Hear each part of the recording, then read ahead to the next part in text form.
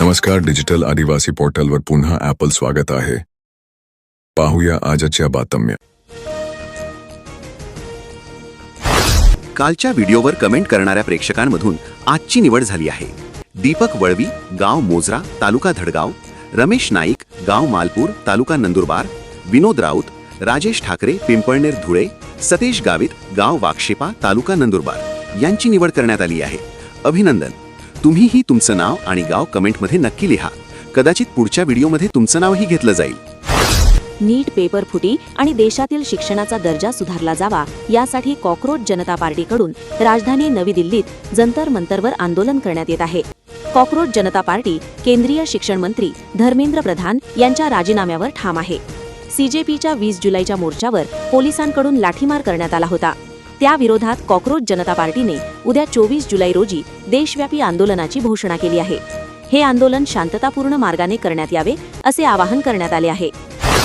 नीट paper फुटी प्रकरणी केंद्रीय शिक्षण मंत्री धर्मेंद्र प्रधान यांच्या राजीनाम्याच्या मागणीसाठी दिल्लीत आंदोलन करणाऱ्या विद्यार्थ्यांवर झालेल्या पोलीस दडपशाहीची निषेधार्थ शिवसेना उबाठाचे प्रमुख उद्धव ठाकरे आणि महाराष्ट्र नवनिर्माण सेनेचे अध्यक्ष राज ठाकरे यांनी रविवार 26 जुलै रोजी मुंबईत संयुक्त मोर्चा काढण्याची घोषणा केली आहे.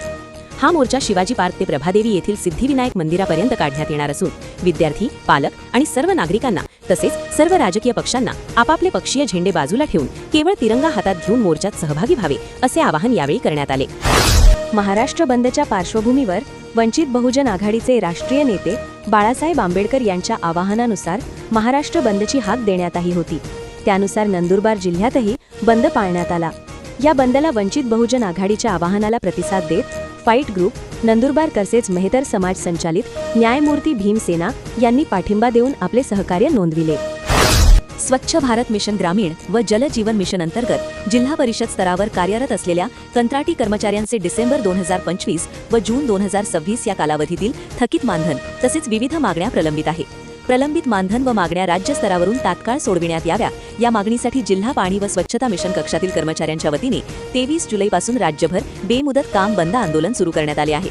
या आंदोलनात नंदुरबार जिल्हा परिषदेतील पाणी व स्वच्छता विभागातील सर्व कंत्राटी कर्मचारी सहभागी झाले आहेत. याबाबत कर्मचाऱ्यांनी जिल्हा परिषदेचे मुख्य कार्यकारी अधिकारी नमन गोयल व जल जीवन मिशनचे प्रकल्प संचालक गणेश मोरे यांना याबाबत निवेदन देण्यात आले आहे.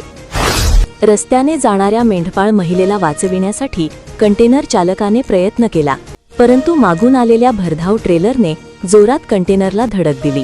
या अपघातात मेंढपाळ महिला जखमी झाली आहे. ही घटना कोंडाईबारी घाटात घडली असून जखमी महिलेला उपचारासाठी दहिवेल ग्रामीण रुग्णालयात दाखल करण्यात आले. शहादा येथील इलेक्ट्रिक दुकानाच्या गोडाऊनमधून 24 पंखे व वायरिंगचे बंडल चोरीला गेल्याची घटना शहादा येथे घडली. या प्रकरणी 3 जणांविरुद्ध पोलीस ठाण्यात गुन्हा दाखल करण्यात आला आहे. नंदुरबार येथील सिद्धिविनायक मंदिराजवळ राहणारे रवींद्र दंगल मराठे यांच्या घराच्या ओट्यावरून पाण्याची मोटार चोरीला गेली आहे. चोरट्याने 6,000 रुपये किमतीची मोटार चोरून नेली. याबाबत रवींद्र मराठे यांनी नंदुरबार शहर पोलीस ठाण्यात फिर्याद दिली आहे. त्यानुसार अनोळखी विरुद्ध गुन्हा दाखल करण्यात आला आहे. तपास पोलीस देविदास नाईक करीत आहेत. Main addition. नंदुरबार शहरासह जिल्ह्यात 2 दिवसांपासून पावसाने हजेरी लावली आहे.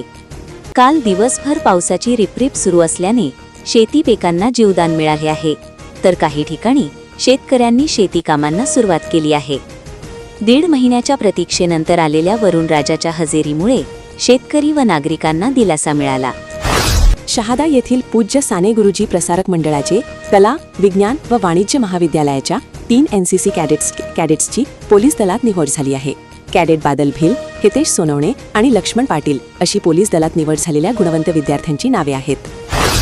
देशातील एकूण विद्यार्थी संख्येपैकी तब्बल 8.61% विद्यार्थी एकट्या महाराष्ट्रात शिक्षण घेत असताना केंद्राच्या समग्र शिक्षा अर्थसंकल्पात राज्याच्या वाट्याला अवघा 3.06% निधी येतो.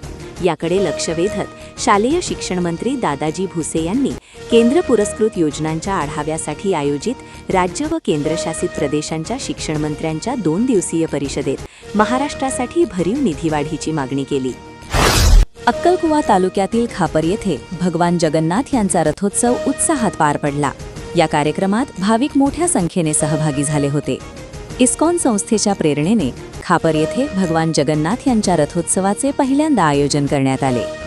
आदिवासी विकास विभागाअंतर्गत येणाऱ्या आश्रमशाळांमध्ये शिक्षण घेणाऱ्या विद्यार्थ्यांना गणवेशासह सर्व आवश्यक सोयीसुविधा वेळेत उपलब्ध करून देण्यात याव्यात.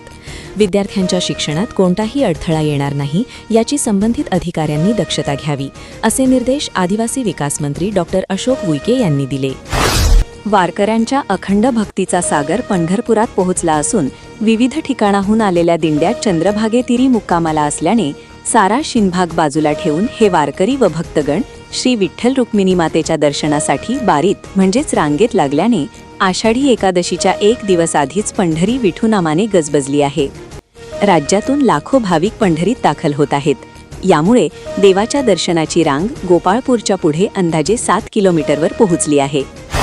नवापूर पोलीस ठाण्याच्या हद्दीत अवैध दारू विक्रीविरुद्ध पोलिसांनी मोठी कारवाई करत कोठडा गावातील एका शेतातील घरातून सुमारे 3,49,540 रुपये किमतीचा बेकायदेशीर परप्रांतीय विदेशी दारूचा साठा जप्त केला आहे. या प्रकरणी एका आरोपीविरुद्ध दारूबंदी अधिनियमान्वये गुन्हा दाखल करण्यात आला आहे. अक्राणी तालुक्यातील तिसफोडीपाडा येथे दीर्घकाळापासून पावसाची सर्वच जनसामान्य, शेतकरी, मजूर, कष्टकरी आणि इतर व्यावसायिक सुद्धा चातकाप्रमाणे आतुरतेने वाट पाहत होते. उकाड्याने त्रस्त झालेल्या प्रत्येकाच्या मनात पावसाच्या आगमनाची ओढ होती. अखेर जुलै महिन्याच्या मधानंतर वरुणराजाने हजेरी लावली आणि पहिल्या सरीसोबतच सर्वांच्या मनात नवचैतन्य संचारले. या आनंदाच्या क्षणापासून शाळेतील चिमुकले कसे वारे दूर राहतील. म्हणूनच झीपा शाळा तिसफोडीपाडा येथील विद्यार्थी व शिक्षकांनी मिळून पहिल्या पावसाचे आगमन आनंदोत्सव म्हणून साजरा केला. तुम्ही हा व्हिडिओ कुठून पाहत आहात? तुमचं नाव आणि गाव कमेंटमध्ये नक्की लिहा. निवड झालेल्या प्रेक्षकांचं नाव आणि गाव पुढील व्हिडिओमध्ये घेतलं जाईल. अशाच नवनवीन बातमीसाठी आपल्या YouTube चॅनल डिजिटल आदिवासी पोर्टलला सबस्क्राईब करून घ्या.